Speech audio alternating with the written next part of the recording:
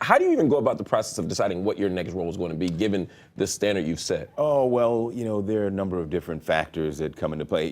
Now one of them is, as a father, is it going to take me away from my family for, for too long a time? Boardwalk Empire happens to shoot mostly about 5 blocks from my house in Brooklyn. That's a good upside. And, it's an upside, and the writing is brilliant. So that wasn't a hard sell at all. But it changes. I'm having I'm really, I'm not exaggerating when I say I'm having one of the best times I've ever had, or certainly one of the best times I've had in a long time working as an actor. Because there was a period there where I was kind of pumping the brakes on it all. Why?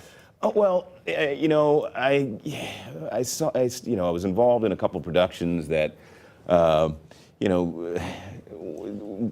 weren't necessarily the place that I wanted to be in terms of the integrity of the environment and the and of the work. And it seemed to me, as I looked around, I said, "This is not my beautiful house." This is what I was, aspiring toward. And so some other things caught my attention. Some other, my son was born. That certainly caught my attention. But there were some other professional interests that I kind of veered toward.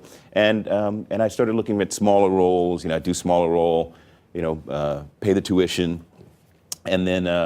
And then come back home. And so I think a lot of people aren't familiar with some of my work because they say, "Oh, that's the guy. He does those, he does a supporting role there, supporting role here." But really, it was kind of calculated, But then there are other times, the stuff that I'm doing now, I'm attracted to because this character is so fascinating. And again, the writing is like, like if you play baseball.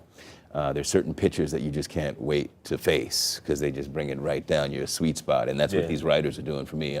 So I'm trying to crack it. I'm swinging for the fence or swinging for the parking lot even with this stuff.